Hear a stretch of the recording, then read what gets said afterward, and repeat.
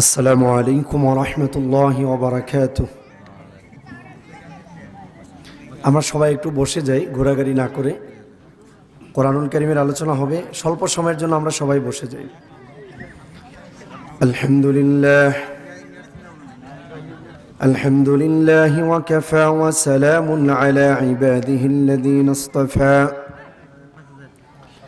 الذي أرسل إلى الناس كافة بشيرا ونذيرا وداعيا إلى الله بإذنه سراجا وقمرا منيرا أما بعد فقد قال الله تعالى في كلامه المجيد وفي فرقانه الحميد أعوذ بالله من الشيطان الرجيم بسم الله الرحمن الرحيم الحمد لله رب العالمين الرحمن الرحيم مالك يوم الدين إياك نعبد وإياك نستعين اهدنا الصراط المستقيم صراط الذين أنعمت عليهم غير المغضوب عليهم ولا الضالين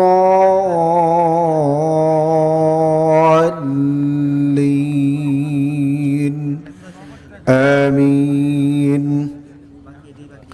اللهم صل على محمد النبي الأمي وعلى آله وسلم تسليما সুতানরি জামে মসজিদের উদ্যোগে আয়োজিত ওয়াজ মাহফিলের সম্মানিত সভাপতি সাহেব ও আমার মুরব্বিয়ানে কেরাম ও ধর্মপ্রাণ মুসলিম ভাই ও বোনেরা, মহান আল্লাহ রব্বুল আলামিনের দরবারে লাখো কোটি শুকরিয়া যে রব্বে কারিমের দয়ায় আজকে আমরা একটি ওয়াজ মাহফিলে উপস্থিত হতে পেরেছি। সেই জন্য আমরা সকলেই শুকরিয়া আদায় করে বলি আলহামদুলিল্লাহ। সবাই কি ঠান্ডা হয়ে গিয়েছেন? অনেক ঠান্ডা না? আসলে বছরের একটা দিন, সব সময় তো আপনারা কষ্ট করেন না, তাও যদি বলেন 5 মিনিটেই ছেড়ে দেব। বসবেন তো ইনশাল্লাহ?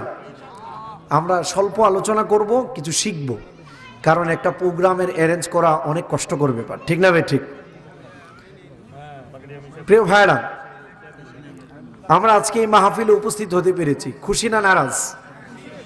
জোরে বলেন, খুশি না নারাজ?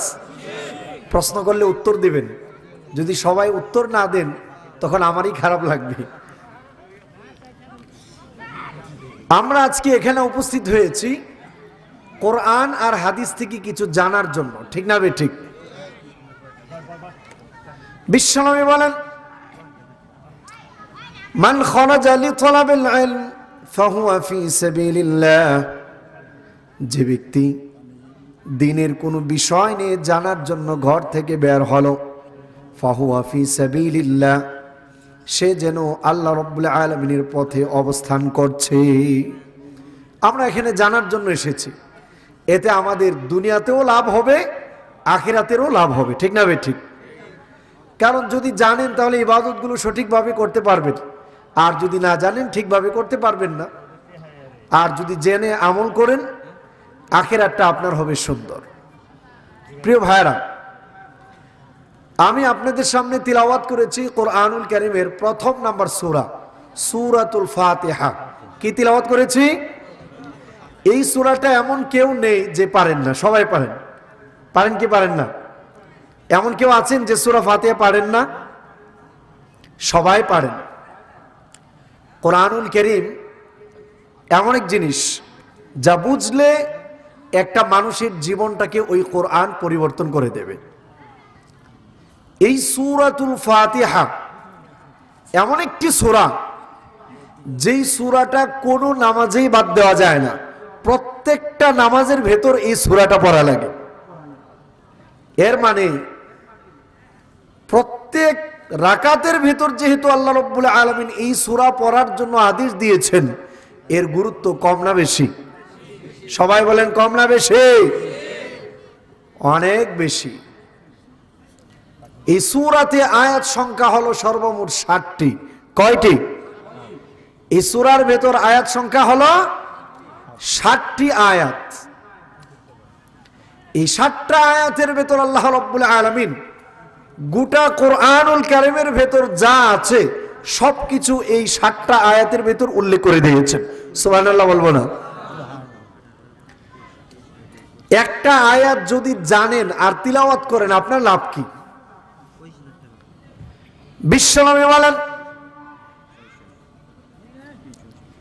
কেউ যদি মসজিদে আগমন করেন, কোরআনুল কারীমের একটি আয়াত তিলাওয়াত করে অথবা শিক্ষা করে, খায়রুন লাকা মিন আন তুসাল্লি মিআতা রাকাআহ, এটি ওই ব্যক্তির জন্য 100 রাকাত নফল নামাজ পড়লে যে সওয়াব, একটা আয়াত সম্পর্কে জানলে আল্লাহ রাব্বুল আলামিন তার আমলনামায় তার চাইতেও বেশি সওয়াব দান করবে।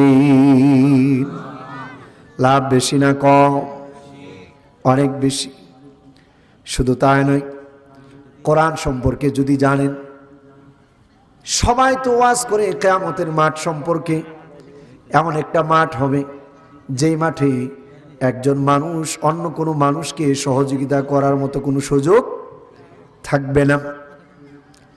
শুধু সাধারণ মানুষ নয়, প্রত্যেকজন নবী আল্লাহর কাছে বলতে থাকবে, আল্লাহুম্মা সাল্লিম, আল্লাহুম্মা সাল্লিম, আমার মালিক আপনি আমাকে নিরাপদে রাখুন, আমাকে নিরাপদে রাখুন। এক একটা মানুষ নিজেকে বাঁচানোর জন্য সর্বাত্মক চেষ্টা করা যাবে। একজন মানুষ অন্য কোনো মানুষকে বাঁচানোর শক্তি সেখানে থাকবে না। কিন্তু বিশ্বনবী বলেন, সেই পরিস্থিতিতেও আসসিয়াম ওয়াল কুরআন ইয়াশফাআনি লিল আবদ, কিয়ামতের মাঠে ওই কুরআন আল্লাহর বান্দার জন্য আল্লাহর কাছে সুপারিশ করবে। সুবহানাল্লাহ বলেন। এই কোরআন কিয়ামতের মাঠে আমাদের জন্য কি করবে? সুপারিশ করবে। সেই সুপারিশ আমাদের দরকার আছে না নেই? জোরে বলেন, আমাদের কোরআনের সুপারিশ পাওয়ার দরকার আছে না নেই? আছে। চলো আমরা আমাদের আলোচনার দিকে চলে যাই। মাশাআল্লাহ, আপনাদের আজকে দান এর মোট সংখ্যা হলো 1,46,379 টাকা। তারপর বাকি আছে কত? বাকি আছে 25,000 টাকা আর 2 মণ দান। মাশাআল্লাহ বলবেন না সবাই? আলহামদুলিল্লাহ বলেন। মাশাআল্লাহ, স্বল্প সময়ের ভেতর ভালোই কালেকশন হয়েছে। আল্লাহ সকলের দানকে কবুল করুক। জোরে বলুন আমিন। সূরাতুল ফাতিহা, এটা হলো কোরআনুল কারীমের প্রথম নাম্বার সূরা। এই সূরার কয়েকটা নাম রয়েছে। এক নাম্বার নাম হলো সূরায়ে ফাতিহা। ফাতিহা মানে হলো খোলা, শুরু। যেহেতু এই সূরা দ্বারা কোরআন শুরু করা হয়েছে, এই জন্য এই সূরার নাম রাখা হয়েছে সূরা, সবাই বলেন আমার সাথে, সূরা ফাতিহা। ফাতাহা ইফতাহু মানে হলো খোলা, ফাতিহা মানে হলো যা খোলা হয়েছে। যেহেতু এই সূরা দ্বারা কোরআনকে শুরু করা হয়েছে, এই জন্য এই সূরার নাম রাখা হয়েছে সূরায়ে ফাতিহা। 2 নাম্বার, আচ্ছা এটা রাখেন, আমরা দোয়ার আগে বলে দেবো না ইনশাআল্লাহ। হ্যাঁ, যারা যারা দান করবেন টাকাগুলো এখানে জমা করে নামগুলো রেখে রাখবে, আমাকে বলবে দোয়ার আগে ইনশাআল্লাহ আমরা দোয়া করবো ইনশাআল্লাহ। 2 নাম্বার, এই সূরার আরো একটি নাম হলো উম্মুল কোরআন। উম্মুন মানে হলো মা, কোরআন মানে হলো কোরআন মানে কোরআনের মা। এখানে উম্মুন মানে হলো সেন্টার, অর্থাৎ কোরআনুল কারীমের সব মূল বিষয়গুলো এই সূরাতে আল্লাহ দিয়েছেন। এই জন্য এই সূরার নাম রাখা হয়েছে উম্মুল কোরআন।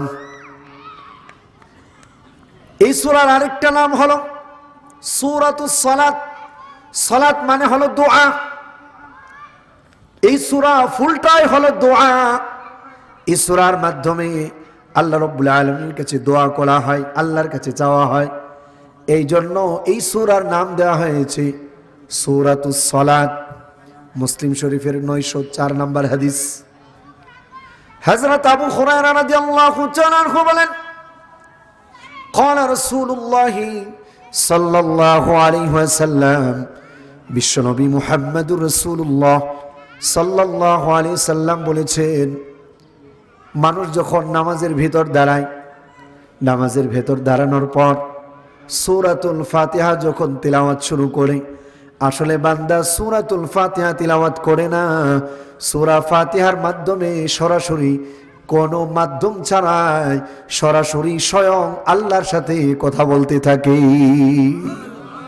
সূরা ফাতিহার মাধ্যমে আমরা কার সাথে কথা বলি? চিল্লায়ে বলুন, কার সাথে কথা বলে? আল্লাহর সাথে কথা বলি।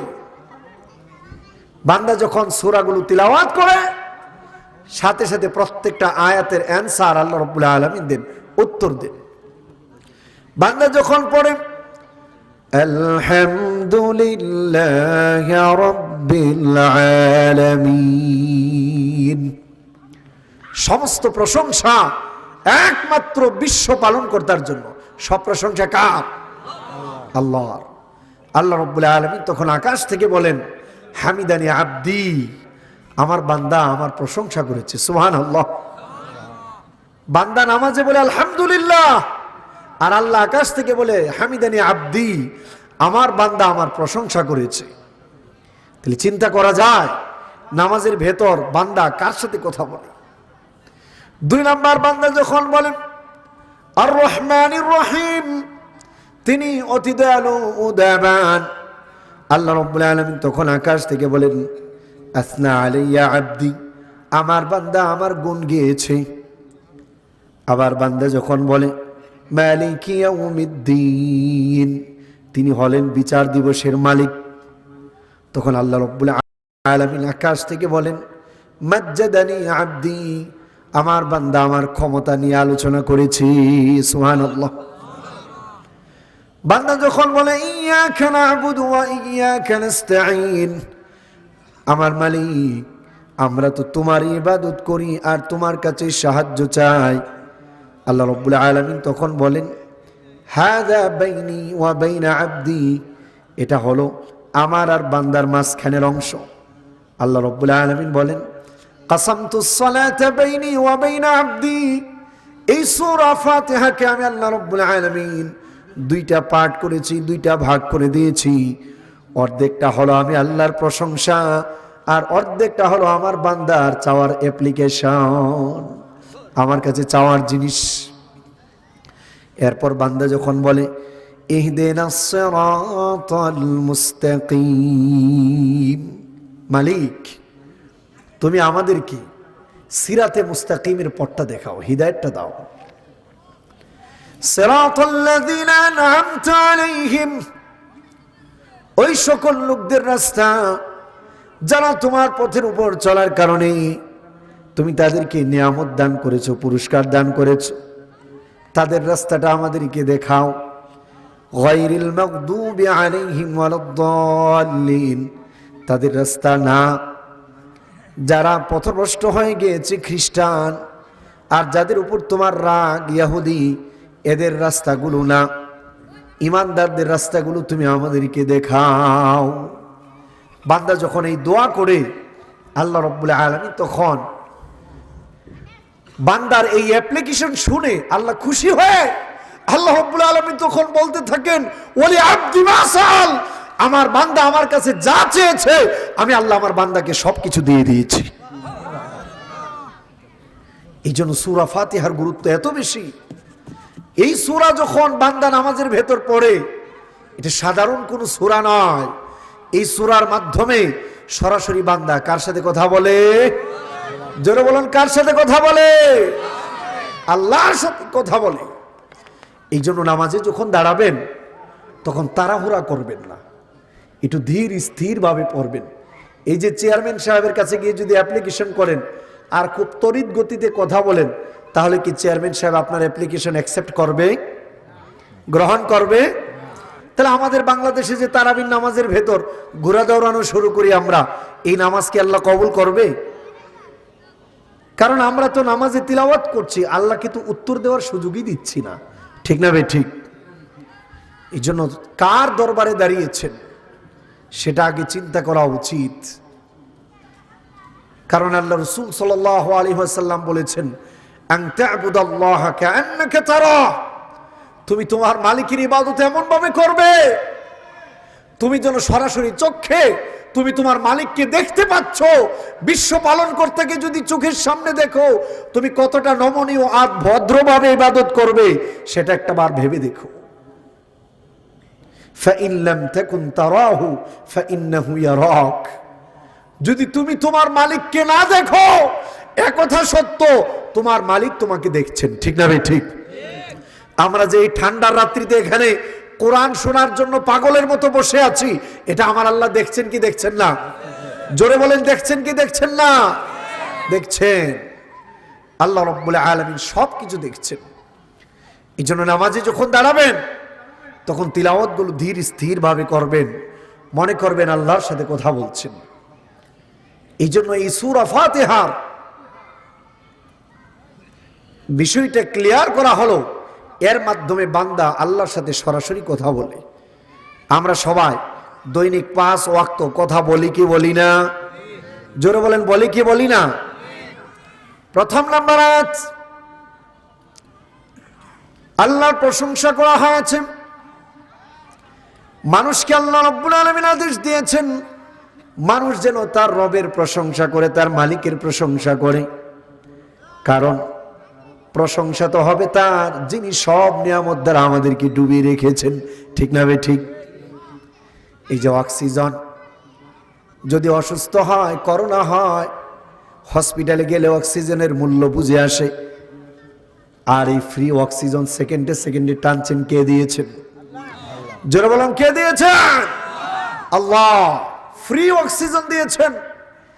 গ্রীষ্মকালে রৌদ্র তাপের কারণে মাটিগুলো ফেটে চৌচির হয়ে যায়, ঘাসগুলো মরে একেবারে শুকিয়ে শেষ হয়ে যায়।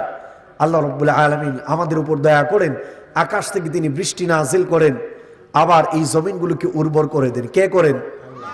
জোরে বলেন, কে করেন? আল্লাহ রাব্বুল আলামিন করেন। এই জন্য আল্লাহ রাব্বুল আলামিন কোরআনুল কারীমের ভেতর আমাদেরকে তার কথা স্মরণ করিয়ে দিয়েছেন। সূরাতুল বাকারা এর 21 আর 22 নম্বর আয়াত পড়ুন। আল্লাহ রাব্বুল আলামিন কত সুন্দরভাবে মানুষদের উপর যে নিয়ামত দিয়েছেন তার ব্যাপারে বলছে। আল্লাহ রাব্বুল আলামিন সূরা বাকারার 22 নম্বর আয়াতে বলেন, আল্লাযী জাআলা লাকুমুল আরদা ফিরাশাও ওয়াস সামাআ বিনাআ وأنزل من السماء ماء। আল্লাহ রাব্বুল আলামিন বলেন, তিনি হলেন সেই সত্তা, তিনি সেই মালিক যিনি এই জমিনকে বিছানার মতো করে দিয়েছেন যাতে করে তোমরা হাঁটা চলা করতে পারো। আকাশকে বানিয়েছেন ছাদের মতো। ওয়ানজালা মিনাস সামাই মাআ, আর আকাশ থেকে তিনি পানি বর্ষণ করেছেন, পানি নাজিল করেন। فأخرج به من الثمرات رزقا لكم, আকাশ থেকে পানি দিয়ে আল্লাহ রাব্বুল আলামিন এই জমিন থেকে তোমাদের জন্য ফলাদি বের করে তোমাদের খাদ্যদ্রব্য তৈরি করে দেন। কে আমাদের রিজিক দেন? চিল্লা বলেন তো, কে আমাদের রিজিক দেন? আল্লাহ। কোন প্রচন্ড কুয়াশা পড়েছে, বলতে পারছেন না আগামীকাল সূর্য উঠবে কি না, কিন্তু সেই সূর্যের মুখ আমাদেরকে কে দেখান? চিল্লা বলেন, কে দেখান? আল্লাহ। হসপিটালে গিয়েছেন, ডাক্তার ঘোষণা দিয়েছেন যা খাওয়ার খেয়ে নেন, 3 দিন পর মারা যাবেন। তারপরেও রোগী বাঁচে কি বাঁচে না? জোরে বলেন, বাঁচে কি বাঁচে না? বাঁচে। কে বাঁচান? আল্লাহ রাব্বুল আলামিন বলেন, কাইফা তাকফুরুনা বিল্লাহি وكنتم أمواتا আল্লাহ রাব্বুল আলামিন বলেন তোমরা কিভাবে আল্লাহ রাব্বুল আলামিনের সাথে কুফরি করো ওয়া কুনতুম আমওয়াতা অথচ তোমরা ছিলে মৃত ফাআহইয়াকুম আমি আল্লাহ রাব্বুল আলামিন তোমাদেরকে জীবন দান করেছি। আমাদের জীবন কে দান করেছেন? চিল্লায়ে বলুন কে দান করেছেন? আল্লাহ রাব্বুল আলামিন আমাদের জীবন দান করেছেন। এরপর আল্লাহ রাব্বুল আলামিন বলেন সুম্মা ইউমিতুকুম আমি আল্লাহ রাব্বুল আলামিন আবার তোমাদেরকে মৃত্যু দান করব। সুম্মা ইউহয়িকুম ওই মরণের পর আমি আল্লাহ রাব্বুল আলামিন আবার তোমাদেরকে জীবন দান করব। সুম্মা ইলাইহি তুরজাউন আবার তোমাদেরকে তোমাদের মালিকের কাছে ফিরে যেতে হবে। আমাদের সবাইকে কার কাছে ফিরে যেতে হবে? আল্লাহর সামনে দাঁড়াতে হবে। সেই জন্য কোন মানুষ যখন মারা যায় আমরা একটা দোয়া পড়ি, মনে আছে সবার? মৃত্যুর সংবাদ শোনার পর কি দোয়া পড়েন বলেন তো দেখি? ইন্না লিল্লাহি ওয়া ইন্না ইলাইহি রাজিউন। অর্থ হলো ইন্না লিল্লাহ আমরা আল্লাহর জন্য। আমরা কার জন্য? ওয়া ইন্না ইলাইহি রাজিউন আর আমরা আল্লাহর দিকেই প্রত্যাবর্তন করব। নাকি সবাই চিরকাল থাকবেন? কেউ আছে আমাদের পূর্বেকার দাদারা আরো মুরব্বী যারা ছিল চলে গিয়েছে না? থাকার চেষ্টা কি কেউ কম করেছে? থাকতে পারে না।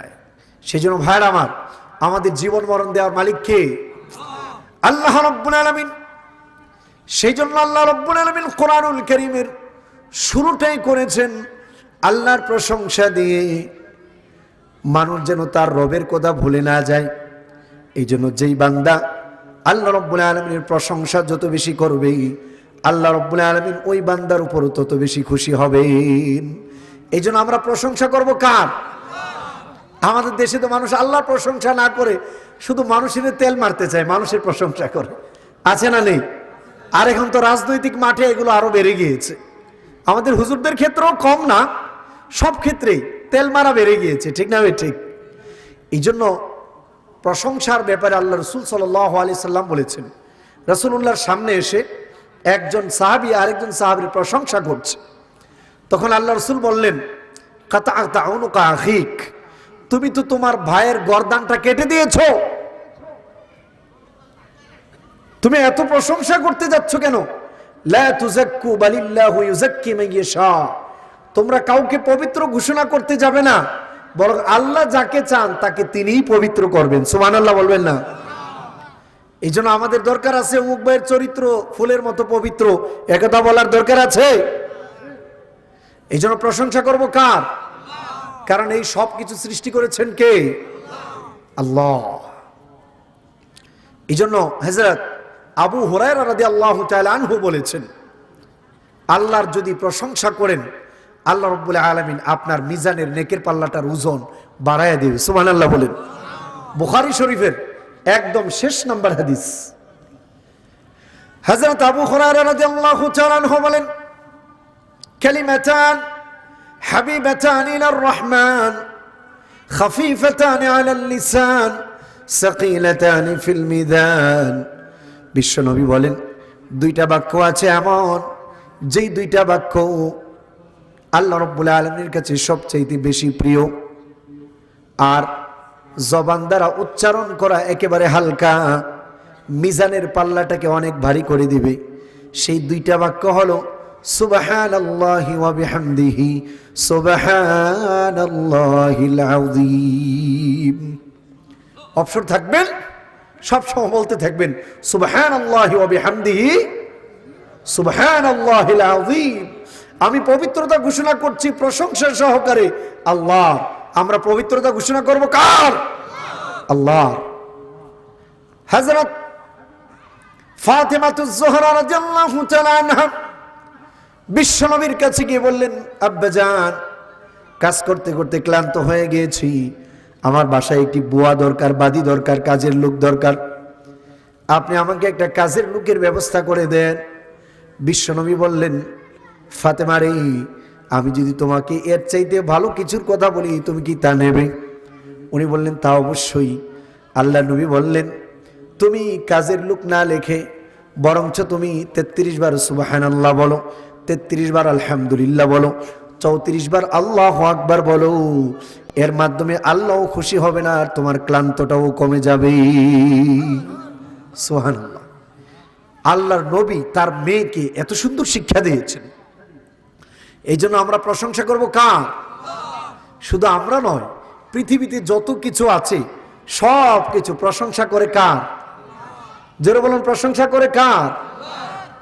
পৃথিবীতে যত কিছু আছে সবগুলো আল্লাহ রাব্বুল আলামিনের প্রশংসা করে। এই জন্য আল্লাহ রাব্বুল আলামিন কোরআনুল কারীমের সূরা হাশরের ভিতর বলেন, সাব্বাহা লিল্লাহি মা ফিস সামাওয়াতি ওয়া মা ফিল আরদ ওয়া হুয়াল আজিজুল হাকীম। আমার আল্লাহ রাব্বুল আলামিন বলেন, সাব্বাহা লিল্লাহ, আল্লাহ রাব্বুল আলামিনের তাসবিহ পাঠ করে, আল্লাহর পবিত্রতা ঘোষণা করে। মা ফিস সামাওয়াতি ওয়া মা ফিল আরদ, এই আকাশ এবং জমিনে যা কিছু আছে সব কিছু একমাত্র আল্লাহর তাসবিহ পাঠ করে। সবাই কার তাসবিহ পাঠ করে? আল্লাহর। কিন্তু আমরা মানুষরাই হলাম নিমুখ হারাম। আমরা আল্লাহর প্রশংসা না করে, আল্লাহর পবিত্রতা ঘোষণা না করে, বরং আমরা মানুষ একে অপরের প্রশংসা করি। ঠিক না ভাই? ঠিক। এই জন্য আমরা প্রশংসা করব বেশি বেশি করে আল্লাহর। কার প্রশংসা করব? প্রশংসা বেশি করে আল্লাহর করলে কে খুশি হবেন আমাদের উপর? আল্লাহ রাব্বুল আলামিন খুশি হবেন। এই জন্য ভাইয়ারা আমার, এই সূরাটি এমন একটি সূরা, যেই সূরার মাধ্যমে দুনিয়ার বুকে আপনি সুস্থতা লাভ করতে পারেন। এই সূরা যদি খুব ভালোভাবে পড়েন, আল্লাহ রাব্বুল আলামিন আপনাকে আমাকে রোগ থেকে মুক্তি দান করতে পারেন। সুবহানাল্লাহ বলবো না?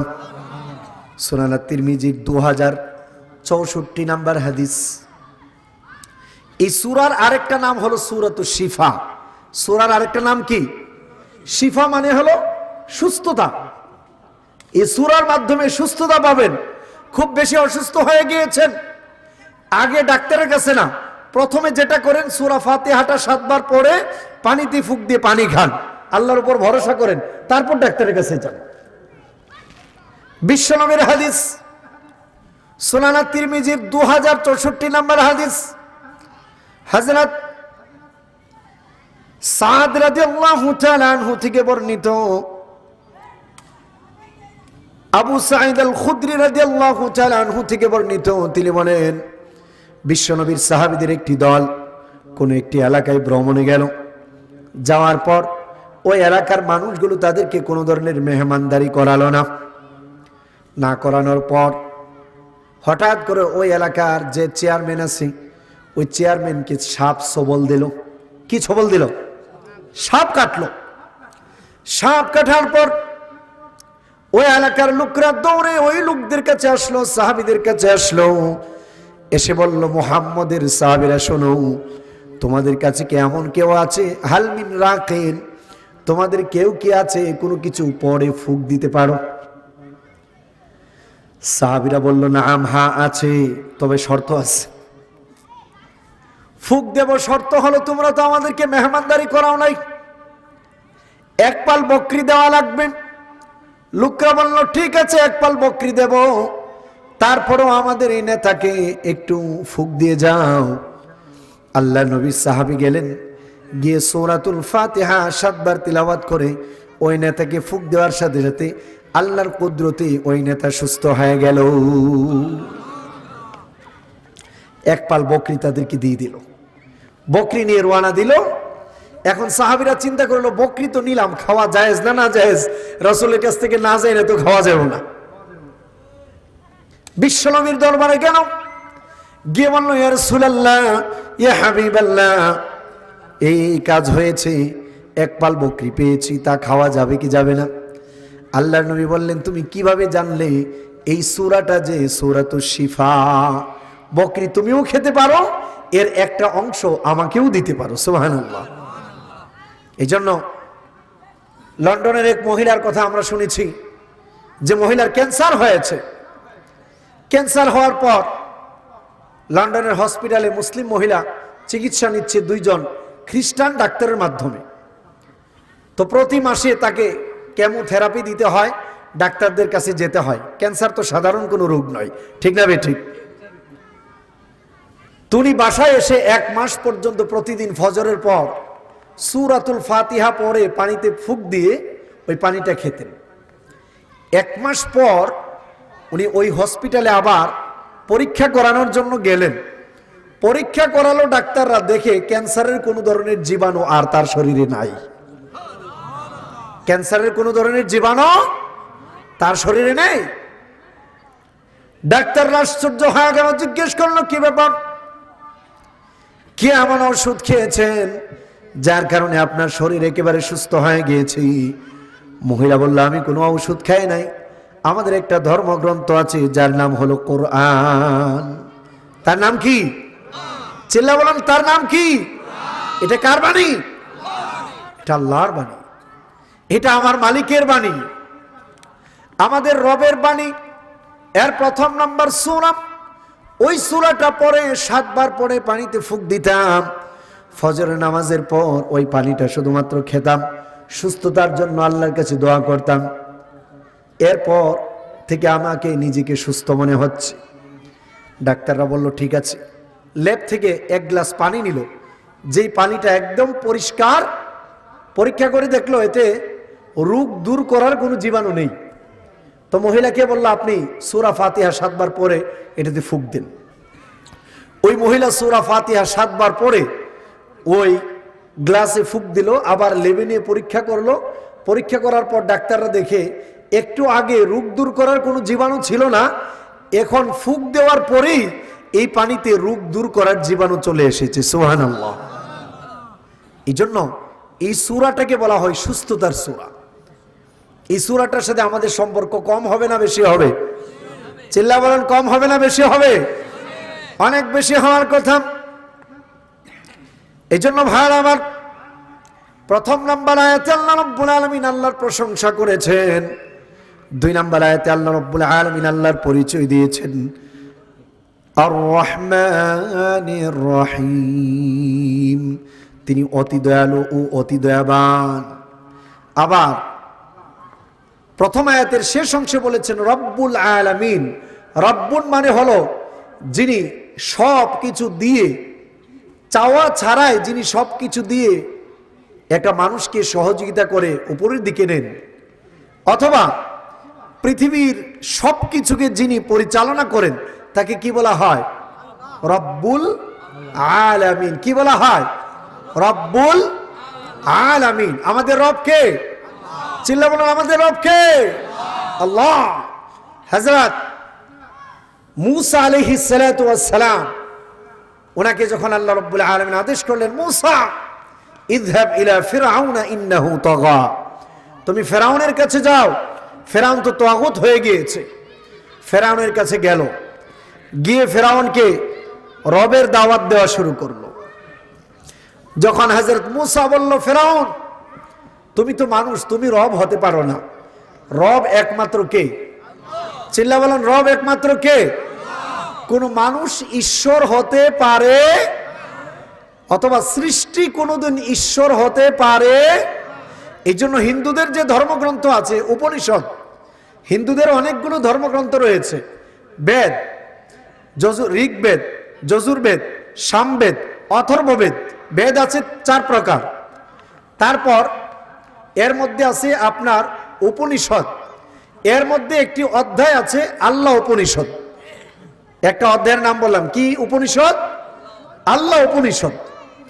এই জন্য পৃথিবীর বুকে যত ধর্মগ্রন্থ আছে, কোরআন বলেন, বেদ বলেন, বাইবেল বলেন, গীতা বলেন, সব ধর্মে আল্লাহর পরিচয় একটাই। আল্লাহর পরিচয় কয়টা?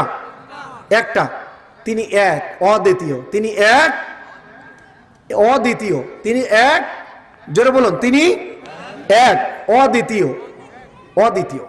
এই জন্য হিন্দুদের ভেদে বলা হয়েছে এক্কাম এভি দ্বিতীয়াম, ঈশ্বর মাত্র একজন। ঈশ্বর কয়জন? স্রষ্টা কয়জন? জোরে বলুন, রব কয়জন? একজন।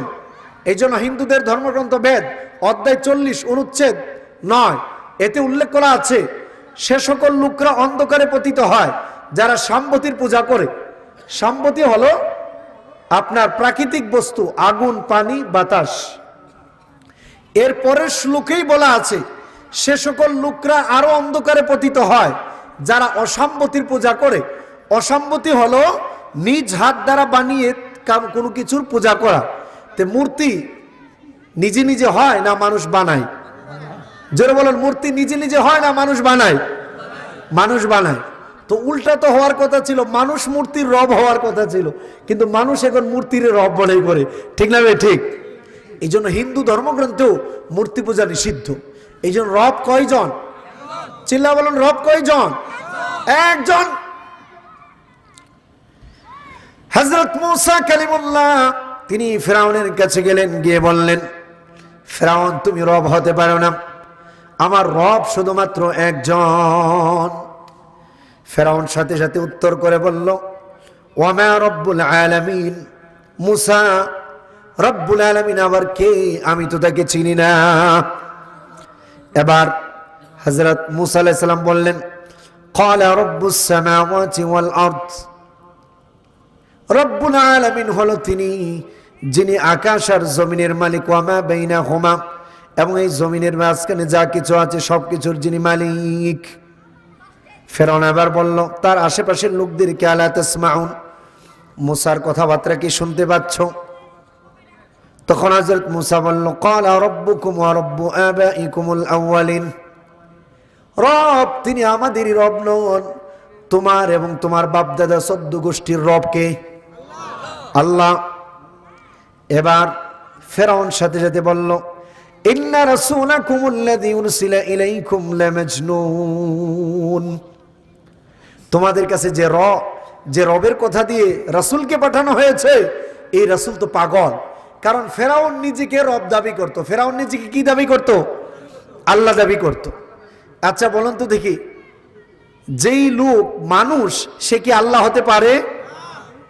সে তার ঘুম আসে কি আসে না? আসে। তার বাথরুম হয় কি হয় না? রবের সংজ্ঞা কোরআনুল কারীম সূরা ইখলাসে দেওয়া হয়েছে, কুল হুয়াল্লাহু আহাদ। রব তিনি এক। তিনি কয়জন? আল্লাহুস সামাদ। তিনি অমুখাপেক্ষী। তিনি কারো মুখাপেক্ষী? ফিরআউন মানুষের মুখাপেক্ষী কি না? এরপর বলা হয়েছে লাম ইয়ালিদ ওয়া লাম ইউলাদ। তিনি কারো ঘর থেকে জন্ম নেননি, কাউকে জন্ম দেননি। ওয়া লাম ইয়াকুল লাহু কুফুয়ান আহাদ, তার সমকক্ষ কেউ। তাহলে এই সংজ্ঞা অনুপাতে কোনো মানুষ কি আল্লাহ হতে পারে? এই জন্য ভাইরা আমার, রব্বুল আলামিন হলো তিনি যিনি সব কিছুকে লালন পালন করেছেন, সব কিছুকে দেখভাল করে আমাদের কাছে পৌঁছে দিয়েছেন, যিনি আমাদের প্রয়োজনগুলোকে আমাদের না চাওয়ার পরেও তিনি আমাদের প্রয়োজনগুলো পুরা করে দিয়েছেন। তিনি হলো আমাদের রব। ক্বালা রাব্বুনা আল্লাযী আ'তা কুল্লা শাইইন খালকাহু সুম্মা হাদা। রব হলো তিনি যিনি তার সৃষ্টিকে সব কিছু দান করেছেন, আবার তার পরিচালনা করার সিস্টেম তিনি শিক্ষা দিয়েছেন। সুবহানাল্লাহ। এই জন্য যে ব্যক্তি আল্লাহকে রব হিসাবে বিশ্বাস করবে, তার উপর অটল থাকবে, আল্লাহ রাব্বুল আলামিন তার জন্য জান্নাতের সুসংবাদ দিয়েছেন। কিসের সুসংবাদ? যে ব্যক্তি আল্লাহ রাব্বুল আলামিনকে রব হিসাবে বিশ্বাস করবে, একথার উপর অটল থাকবে, আল্লাহ ছাড়া আর কাউকে রব মানবে না, আল্লাহ রাব্বুল আলামিন তার জন্য জান্নাতের ঘোষণা দিয়েছেন। কোরআনুল কারীম সূরা ফুসসিলাত পড়ুন। আল্লাহ রাব্বুল আলামিন বলেন, ইন্নাল্লাযীনা ক্বালু রাব্বুনাল্লাহু সুম্মা ইসতাকামু তাতানাজ্জালু আলাইহিমুল মালাঈকাতু আল্লা তাখাফু ওয়া লা তাহজানু وأبشروا بالجنة التي كنتم توعدون الله أكبر الله رب العالمين বলেন ইন্নাল্লাযীনা ক্বালু রাব্বুনাল্লাহ, আর যারা বলেছে আমাদের রব হলো আল্লাহ। আমাদের রব কে? চিল্লা বলুন, আমাদের রব কে? আল্লাহ। সুম্মা ইসতাকামু, অতঃপর সেই কথার উপর অটল থাকে, তাতানাজ্জালু আলাইহিমুল মালাঈকা, তাদের মৃত্যুর সময় ফেরেশতারা তাদের কাছে আসে, এসে তাদেরকে সুসংবাদ দেয় আর বলতে থাকে আল্লা তাখাফু ওয়ালা তাহজানু, আল্লাহর বান্দা তোমার কোনো চিন্তা নেই, তুমি কোনো চিন্তা করো না। আল্লা তাখাফু ওয়ালা তাহজানু, তোমার কোনো ভয় নেই। ওয়া আবশিরু বিল জান্নাতিল্লাতী, আর তোমরা তাদেরকে সুসংবাদ দাও সেই জান্নাতের, কুনতুম তুআদুন, যেই জান্নাতের ওয়াদা তোমাদের সাথে করা হয়েছে। উদাহরণ, ফেরাউনের স্ত্রীর নাম সবাই জানেন, জানেন কি জানেন না? বোনদেরকে বলছে আপনারা একটু মনোযোগ দিয়ে শোনেন। আজকে আমাদের সমাজে নারী সমাজ বেপর্দা ভাবে চলার কারণে আমাদের সন্তানগুলো নষ্ট হয়ে যাচ্ছে, আমাদের সমাজগুলো নষ্ট হয়ে যাচ্ছে। তারপর পুরুষরাও বেপর্দা ভাবে চলার কারণে, তাদের চোখ ঠিক না রাখার কারণে আমাদের সমাজ নষ্ট হয়ে যাচ্ছে। আজকে যদি একজন মা আর একজন বাবা যদি রিয়েলি আল্লাহর খাঁটি বান্দা হয়, তাহলে সেই ঘর থেকে সত্যিকার অর্থেই সৎ সন্তান বের হবে, ঠিক না বে ঠিক? অনেক বাবারা বলেন হুজুর আমার সন্তান তো আমার কথা শুনে না। আরে ভাই, আপনার সন্তান আপনার কথা শুনবে কিভাবে? আপনি কি আমার মালিকের কথা শুনেছেন? আগে নিজে মালিকের কথা শুনেন, তাহলে অবশ্যই আল্লাহ রাব্বুল আলামিন আমাদের সন্তানদেরকে বাবা মায়ের আনুগত্যশীল বানিয়ে দিবেন, ঠিক না ভাই ঠিক? আল্লাহ রাব্বুল আলামিনকে কিভাবে বিশ্বাস করেছিল, কেমন ভাবে অটল ছিল। ফেরাউনের স্ত্রী আসিয়া বিনতে মাযাহিম, তার কথা আপনারা সবাই জানেন। হযরত আসিয়া ফেরাউনের স্ত্রী। হযরত মুসা আলাইহিস সালাতু ওয়াস সালাম যখন বিজয় লাভ করলেন, হযরত আসিয়ার কাছে সংবাদ গেল। দুইটা ঘটনা উল্লেখ করা হয় সূরা তাহরিমের 12 এবং 13 নম্বর আয়াতে। এক নম্বর মুস্তাদরাকে হাকিমের একটা হাদিস। সেই হাদিসটা হলো এমন যে ফেরাউনের একজন আপনার অর্থমন্ত্রীর স্ত্রী ছিল। সেই অর্থমন্ত্রীর স্ত্রী ফেরাউনের পালক একটা মেয়ে ছিল, তার মাথার চুল আশ্রাত ছিল। অর্থাৎ আসিয়া কিভাবে ইসলামের দিকে আসে, চুলটা তার চুল আশ্রাতে গিয়ে চিরুনিটা যখন তার হাত থেকে পড়ে গেল, তখন ওই মহিলা বলল তাইসাল মান কাফারা বিল্লাহ, ওই ব্যক্তি ধ্বংস হোক যে আমার আল্লাহকে অস্বীকার করে, আল্লাহকে কুফরি করে, সেই ব্যক্তি ধ্বংস হোক। ফেরাউনের মেয়ে বলল আরাব্বুল গায়রু আবি, আমার বাবা ছাড়া কি তোমার আর কোনো মালিক আছে, তোমার আর কোনো রব আছে? ওই মেয়েটি বলল রব্বি ওয়া রব্বু কুল্লি শাই আল্লাহ, আমার আর তোমার বাবার সমস্ত মানুষের রব হলো একজন, তিনি কে? আল্লাহ। সাথে সাথে ফেরাউনের মেয়েটা সুম্মা লাতামাহা, তার গাল বরাবর জোরে একটি থাপ্পড় লাগানো। ফেরাউনকে সংবাদ দিল আপনার এলাকায় থেকে, আপনার ঘরে থেকে আপনার ইবাদত না করে বরং অন্য কোন রবের ইবাদত করা শুরু করে দিয়েছে। ফেরাউন বলল ধরো, নিয়ে যাওয়া হলো। মহিলাকে বলল আমাকে আল্লাহ বলে মানো, আর কেউ তোমার আল্লাহ নয়।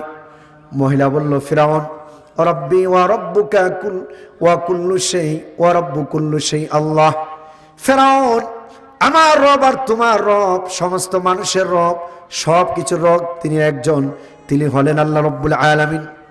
ফেরাউন বললে এই মহিলাকে বন্দি করো, তার ঘরে রিমান্ডে দাও। রিমান্ডে দেওয়া হলো, সাপ ছেড়ে দেওয়া হলো।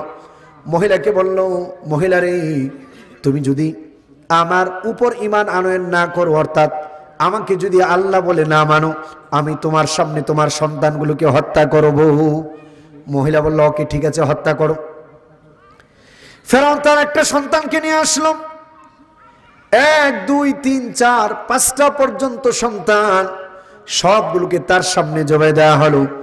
সর্বশেষ ছোট্ট কুলের দুধের শিশুটাকে যখন জবাই দেওয়া হবে, 2টা রিওয়ায়াত উল্লেখ করা হয়, একটা রিওয়ায়াত উল্লেখ করা আছে শেষের শিশুটাকে জবাই দেওয়া হয় নাই, বরং তেল গরম করে তেলের ভিতর ছেড়ে দেওয়া হয়েছিল। ওই তেল গরম করা হচ্ছে, সন্তানটাকে তেলের ভিতর ছাড়বে। ওই মুহূর্তে আল্লাহ রাব্বুল আলামিন ওই দুধের শিশুর মুখটাকে খুলে দিলেন। সুবহানাল্লাহ। ছোট্ট কচিকাঁচা বাচ্চা যেই বাচ্চা কথা বলতে পারে না, ওই বাচ্চা মাকে বলে আবশিরিয়া উম্মি, আমার আম্মা আপনি সুসংবাদ গ্রহণ করুন, এটা তো কিছুই না, জাহান্নামের আযাব অনেক মারাত্মক। যদি আপনি ঈমানের উপর থাকেন, আল্লাহ রাব্বুল আলামিন আপনার জন্য জান্নাত রেখে দিয়েছেন। এই সুসংবাদ দেওয়ার পরে বাচ্চাটাকে আগুনের ওই তেলের ভিতর ঢেলে দেওয়া হয়, তারপর মহিলাটাকে দুনিয়ার বুক থেকে বিদায় করে দেওয়া হয়। ফেরাউনের স্ত্রী সব দেখলো, মারা গেল, তারপরেও ওই মহিলা ঈমান ছাড়লো না। তখন ফেরাউনের স্ত্রীও বলতে লাগলো, আশহাদু আল্লা ইলাহা ইল্লাল্লাহ ওয়া আন্না মূসা রাসূলুল্লাহ, আমি সাক্ষ্য দিচ্ছি আল্লাহ হচ্ছেন এক, তিনি অদ্বিতীয়, তার সাথে কোনো শরীক নেই, আর মূসা আলাইহিস সালাতু ওয়াস সালাম তিনি হলেন আল্লাহর রাসূল। এই সংবাদ ফেরাউনের কাছে যাওয়ার সাথে সাথেই ফেরাউন বলল, এটাকেও ফার্স্ট লেডিকেও বন্দী করো। বন্দী করা হলো, অলঙ্গ করে তাকে প্রচন্ড বালি, রোদের দ্বারা মরুভূমির বালিগুলো প্রচন্ড গরম হয়ে যায়, তাকে সেই জায়গায় নিয়ে শায়িত করা হলো। শোয়ানোর পর তার উপর, তার আঙ্গুলগুলোর উপর পেরেক মারা হলো। এই জন্য ফেরাউনের একটা নাম হলো যুল আওতাদ, কিলকওয়ালা ফেরাউন। তার চারপাশে দুই পায়ে দুই হাতে পেরেক মেরে তাকে অলঙ্গ করে জমিনের ওপর রেখে দিল, আর বলল, আসিয়ারে এখনো সময় আছে, তুমি মূসার উপর ঈমান ভঙ্গ করো, আমি ফেরাউনকে তুমি আল্লাহ বলে মানো, তাহলে আমি তোমাকে নিয়ে চিকিৎসা করে সুস্থতা দেব। ফেরাউনের স্ত্রী বলল, ফেরাউন জীবন চলে যেতে পারে, কিন্তু আমার আল্লাহর উপর ঈমান ভঙ্গ করতে পারবো না। ফেরাউন বলল, ঠিক আছে দাঁড়াও। একটা বড় পাথর নিল, বড় পাথর নেওয়ার পর তার উপর ওই পাথর নিক্ষেপ করা হবে। পাথর নিক্ষেপ করার আগে ফেরাউনের স্ত্রী আল্লাহ রাব্বুল আলামিনের কাছে দোয়া করে, আল্লাহ রাব্বুল আলামিনের কাছে বলে, রব্বি বিনিলি ইনদাকা বাইতান ফিল জান্নাহ, আমার মালিক আপনি আমার জন্য আপনার ঘরের কাছে আমার জন্য একটি সুন্দর ঘর বানিয়ে দেন। আল্লাহ রাব্বুল আলামিন সাথে সাথে হযরত আসিয়াকে ওই জান্নাতে তার জন্য একটা ঘর বানিয়ে তার চোখের সামনে তুলে ধরলেন। আর আসিয়া জান্নাতের দিকে তাকিয়ে রইল। জান্নাতের নাজ নিয়ামত আর দুনিয়ার নিয়ামত কোনটা বেশি হবে? জোরে বলেন, কোনটা বেশি হবে? আল্লাহর নবী উদাহরণ দিয়েছেন মিশকাত আল মাসাবির সিফাতুল জান্নাতের হাদিস। বিশ্বনবী বলেন, কোন একজন লোক সাগরের ভেতর হাত ঢোকালো, হাত ওঠানোর পর আঙ্গুলের মাথায় কয় ড্রাম পানি লাগবে? কতটুক পানি লাগবে? 1 ফোঁটা পানি লাগবে, এর চাইতে বেশি নয়। আল্লাহ নবী বলেন, 1 ফোঁটা পানিটা হলো দুনিয়া, আর গোটা সাগরটা হলো আখিরাত। সুবহানাল্লাহ। এই জান্নাতের নাজ নিয়ামত আসিয়া বিনতে মাযাহিম দেখার পর আর দুনিয়ার মৃত্যু আর কষ্ট তার কাছে কোনো কষ্ট মনে হয় না। সাথে সাথে সে আল্লাহ রাব্বুল আলামিনের কাছে আরজি করলো, আল্লাহ এই দুনিয়ায় আর থাকতে চায় না, আমাকে তোমার পাশে নিয়ে যাও। আল্লাহ রাব্বুল আলামিন মালাকুল মাউতকে পাঠালেন, আর তাকে সুন্দরভাবে জান্নাতে চাদর দিয়ে আবৃত করে তার রূহটাকে জান্নাতে নিয়ে গেলেন। সুবহানাল্লাহ। এই জন্য আমার মা বোনেরা, কোরআনুল কারীম আল্লাহ রাব্বুল আলামিন এই যে আসিয়া বিনতে মাযাহিম ওনার ঘটনাটাকে একটা দৃষ্টান্ত রেখেছেন, উদাহরণ। আয়াতের শুরুতেই বলা হয়েছে, দরাবাল্লাহু মাসালাল লিল্লাযিনা আমানু, ঈমানদারদের জন্য একটি উদাহরণ দেওয়া হচ্ছে। ফেরাউনের স্ত্রীর, ফেরাউন এত বড় জালিম ছিল, কাফের ছিল, তারপরেও ফেরাউনের স্ত্রী সে আল্লাহকে ভুলে নাই। সুবহানাল্লাহ।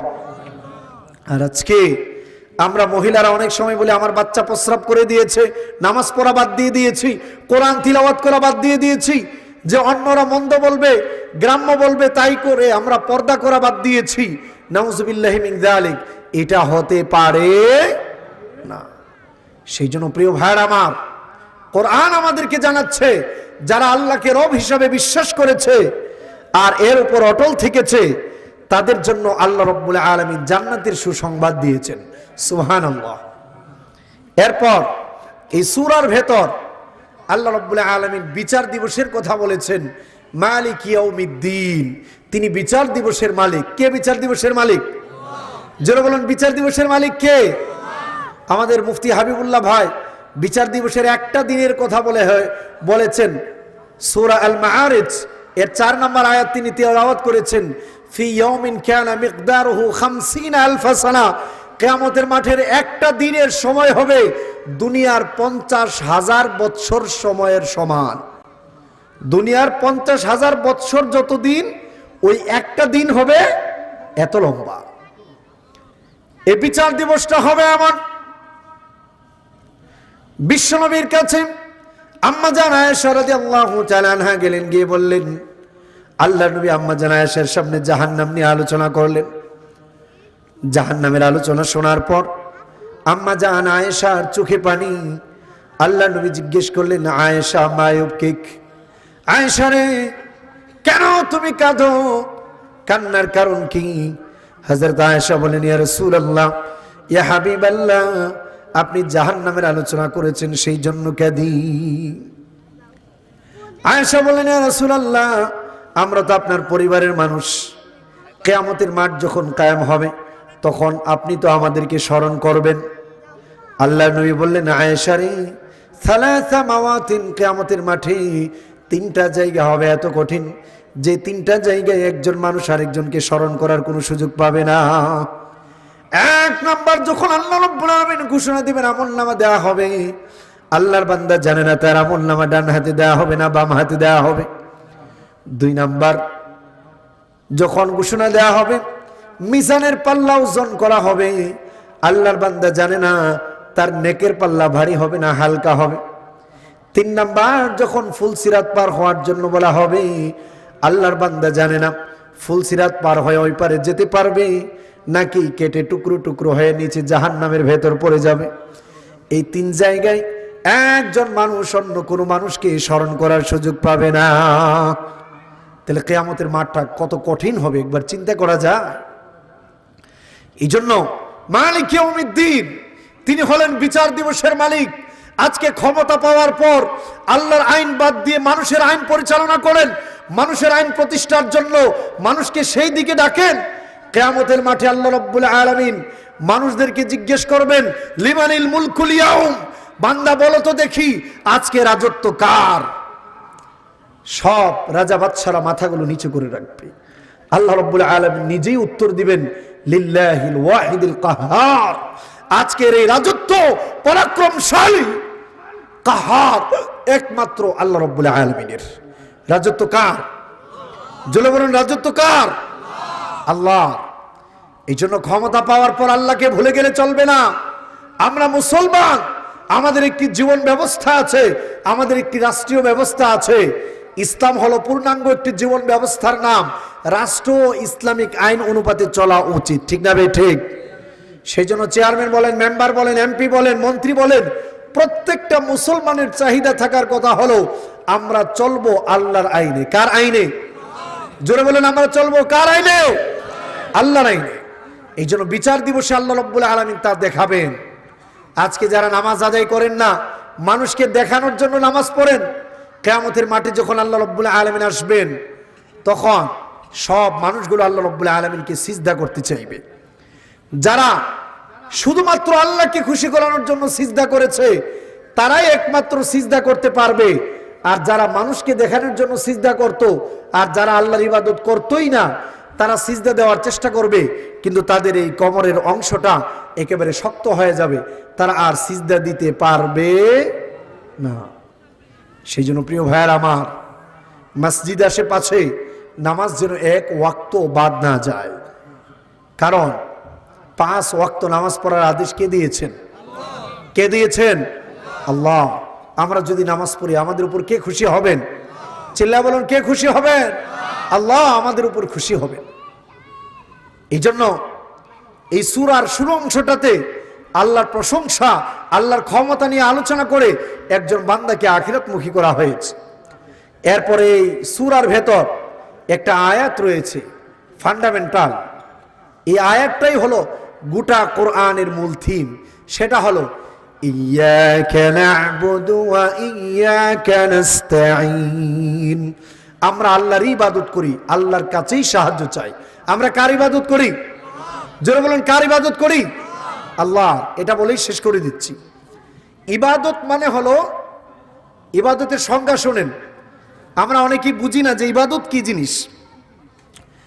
ইবাদত মানে হলো যেই কথা আর কাজে প্রকাশ্যে আর অপ্রকাশ্যে আল্লাহ খুশি হন সেটাকেই বলা হয় ইবাদত। যেই কথা আর কাজে প্রকাশ্যে আর অপ্রকাশ্যে আল্লাহ খুশি হন সেটাকে কি বলা হয়? জোরে বলুন, সেটাকে কি বলা হয়? ইবাদত। নামাজ পড়লে আল্লাহ আমাদের উপর কি হন? নামাজ না পড়লে খুশি হয় না। এই জন্য যে কাজে আল্লাহ খুশি হন সেটাকে কি বলা হয়? ইবাদত। মা বাবার খেদমত করলে কে খুশি হন? এটা একটা ইবাদতের অংশ।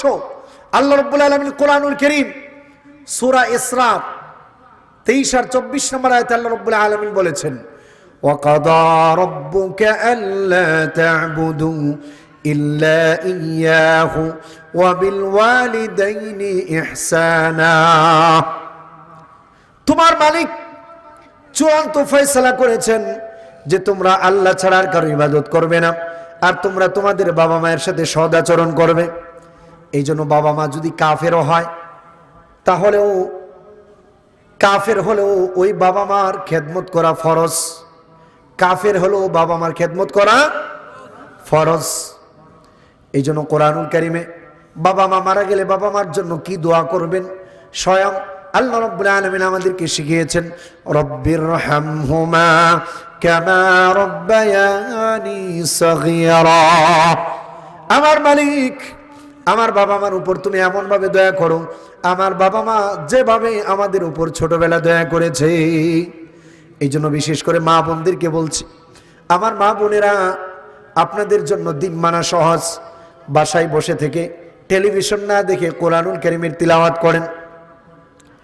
কোরআনুল কারীম যদি বেশি বেশি পড়েন তাহলে আপনার সন্তান পেটে আসার পর ওই সন্তান যখন কোরআন শুনবে ওই সন্তান শয়তানের অ্যাটাক থেকে বেঁচে যাবে।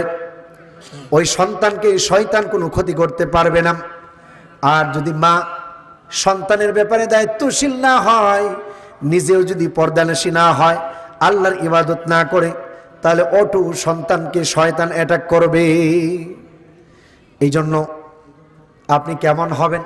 যেমনটা ছিল ফিরআউনের স্ত্রী হযরত আসিয়া বিনতে মাযাহিম, যেমন ছিল হযরত মারিয়াম আলাইহিস সালাতু ওয়াস সালাম, হযরত ঈসা আলাইহিস সালাতু ওয়াস সালামের আম্মা, ওনাদের মতো হন।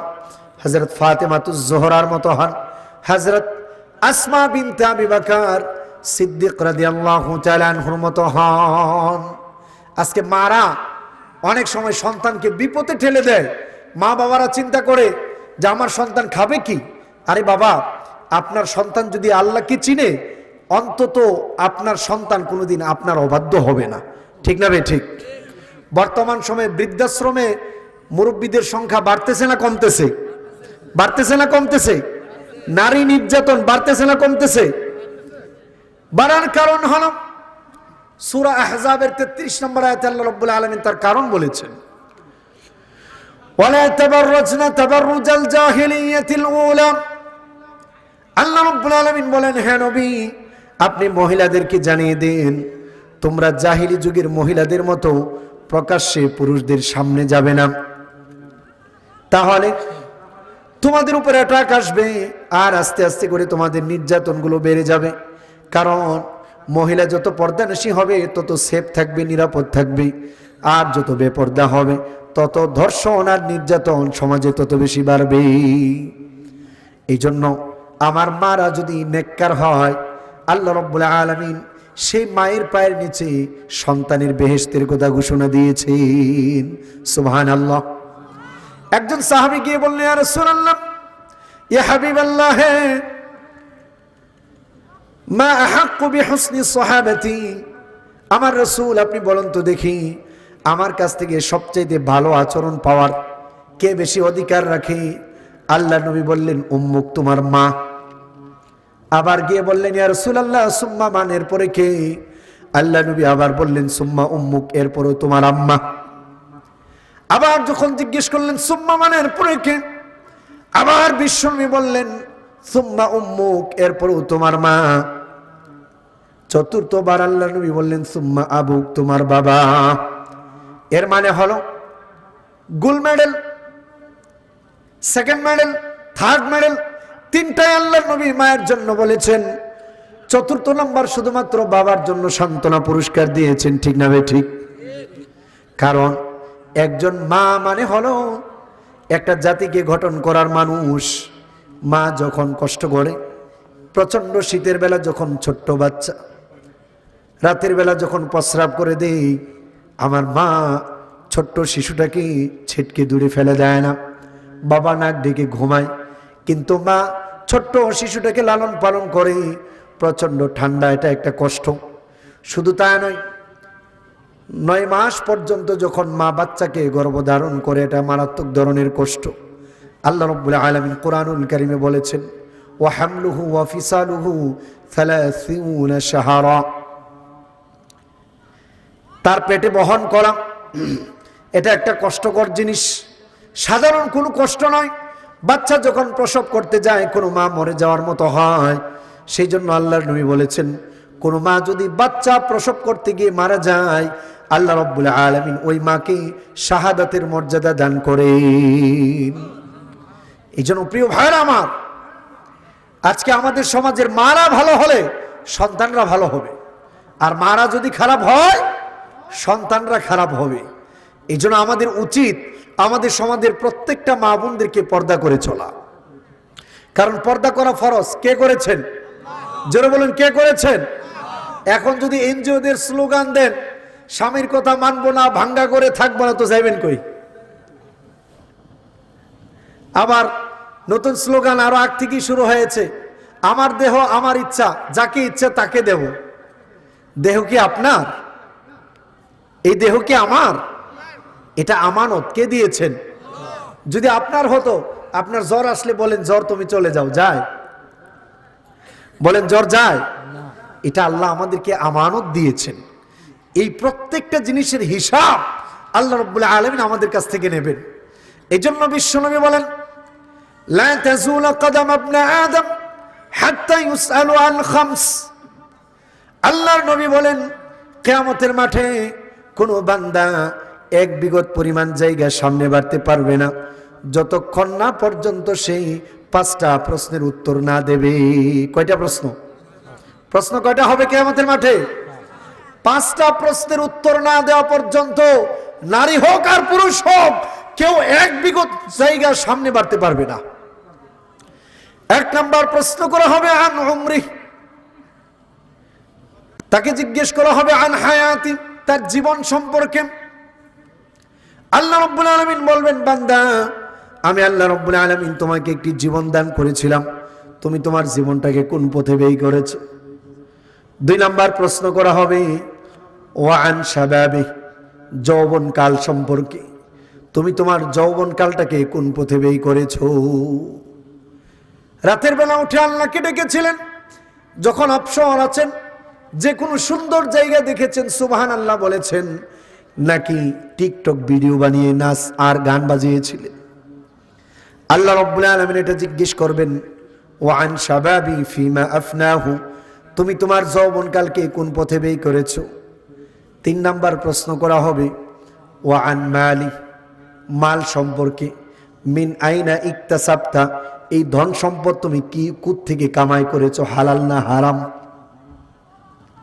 হালাল না হারাম, বৈধভাবে ইনকাম করেছো নাকি অবৈধভাবে ইনকাম করেছো? আরেকটা কারণ হলো সন্তান নষ্ট হওয়ার হারাম ইনকাম। আজকে আমাদের সমাজে হারাম ইনকাম ভরে গিয়েছে, ঠিক না ভাই? ঠিক। বিশ্বনবী বলেছেন লা ইয়াদখুলুল জান্নাতা জাসাদুন গুযিয়া বিহারাম, ওই দেহ কখনোই জান্নাতে ঢুকবে না যে দেহ হারাম ইনকামের মাধ্যমে গঠিত হয়েছে। সেজন্য জিজ্ঞেস করা হবে মিন আইনা ইকতাসাবতা, তুমি তোমার সন্তান আর স্ত্রীদেরকে খাওয়াইছো, কি অর্থ দিয়ে খাওয়াইছো? ঘুষ, সুদ, না অন্যের জুলুম করে অন্যের টাকা পয়সা তুমি মেরে দিয়েছিলে? 4 নাম্বার প্রশ্ন করা হবে ওয়া ফিমা আনফাকতা, তুমি তোমার অর্থ সম্পদ কোন পথে খরচ করেছিলে, আল্লাহর পথে নাকি গান বাদ্যযন্ত্র নিয়ে ব্যস্ত ছিলে সেই পথে? 5 নাম্বার প্রশ্ন করা হবে, মাযা আমিলা ফিমা আলিমা, তুমি যা জেনেছিলে সেই অনুপাতে কতটুক আমল করেছিলে? এই জন্য প্রিয় ভাইয়ার আমার, রাত্র অনেক হয়ে গিয়েছে, মনে করেছিলাম যে তাফসির লম্বা আকারে করব, 2-2.5 ঘন্টা আলোচনা করব, এটা সম্ভব নয়। তো সেই জন্য আপনাদের প্রতি অনুরোধ থাকবে, পুরুষ হন আর নারী হন, আমাদেরকে এই জীবন কে দিয়েছেন? আমাদের জীবনটাকে চালাবো কার পথে? আল্লাহর পথে। 2 নাম্বার, আমাদের যৌবন কাল কে দিয়েছেন? যৌবন কাল হলো এমন একটি কাল যখন উত্তপ্ত ছড়ায়, যখন জ্বর হয়, মরুভূমিতে যখন ঘূর্ণিঝড় ওঠে, সবকিছুকে একদম আঁকাবাঁকা করে ফেলে। যৌবনকালে শয়তান আপনাকে আমাকে সবচেয়ে বেশি ধোঁকা দিবে।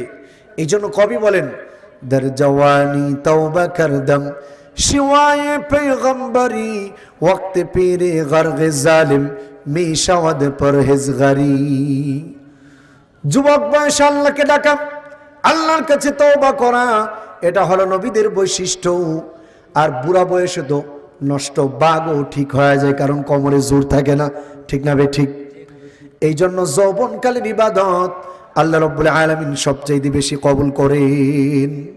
সেই জন্য প্রিয় ভাইয়ের আমার, আমাদের প্রত্যেকটা জিনিসের হিসাব আল্লাহ রাব্বুল আলামিন নেবেন। এই জন্য আমাদেরকে চলা উচিত কার পথে? আল্লাহ রাব্বুল আলামিনের পথে। বাসা বাড়িতে আমরা যারা মা বোন আছি, আমাদের সমাজে সবচেয়ে বেশি চলে হলো গীবত। শাশুড়ির ব্যাপারে হাজব্যান্ডের কাছে মহিলারা উল্টাপাল্টা বলতে থাকে। একটু ধৈর্য ধারণ করে পরিবারটাকে নিজের পরিবারের মতো বানিয়ে নেন, তাহলে আমাদের সমাজটা সুন্দর হয়, ঠিক না বে ঠিক? সন্তানকে আপনার শাশুড়ি আম্মার কাছ থেকে আলাদা কেন করবেন? বরং আপনি আপনার স্বামীকে আরো উদ্বুদ্ধ করেন, সেই জন্য তার মায়ের খেদমত বেশি করে করে। আপনি যদি আপনার শাশুড়ির খেদমত করেন, তাহলে আপনার সন্তান আপনার ঘরে যদি আপনার ছেলের বউ আসে, সেটা দেখে ইনশাল্লাহ আপনার ছেলের বউ আপনার খেদমত করবে, ঠিক না বে ঠিক? আজকে এখন বলে যে ছেলের বউরা শাশুড়ির কথা শুনে না। একটাবার ভাবেন তো দেখি, আপনি যখন আপনার ঘরে শাশুড়ি রেখেছিলেন, তখন আপনি আপনার শাশুড়ির কথা শুনেছিলেন কি না, ঠিক না বে ঠিক? আমরা শুধু নিজের স্বার্থটা দেখি, আসল জিনিসটা দেখি না। এই জন্য প্রিয় ভাইয়েরা, মা ও বোনেরা, আমরা আমাদের সময়টাকে ব্যয় করব কার পথে? জোরে বলুন, কার পথে? আল্লাহর পথে। 1 নাম্বার, বেশি বেশি করে তাসবিহ পড়ব কার নামে? জোরে বলুন, কার নামে? 2 নাম্বার, আল্লাহর সাথে কাউকে শরীক করব না, একমাত্র ইবাদত করব কার?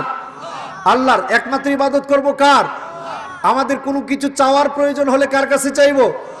নাকি খাজা বাবার কাছে যাইবেন? গাজা বাবার কাছে? মাজারে যাবেন? কার কাছে চাইবেন? আল্লাহর কাছে চাইবেন। আল্লাহ সবকিছু দেওয়ার মালিক, অন্য কেউ চাইলেও দিতে পারে না। এই জন্য আমরা আমাদের জীবনটাকে আল্লাহ রাব্বুল আলামিনের পথে যথাসাধ্য চালানোর জন্য চেষ্টা করব। আল্লাহ রাব্বুল আলামিন আমাদের সকলকেই কবুল আর মঞ্জুর করুক, জোরে বলুন আমিন।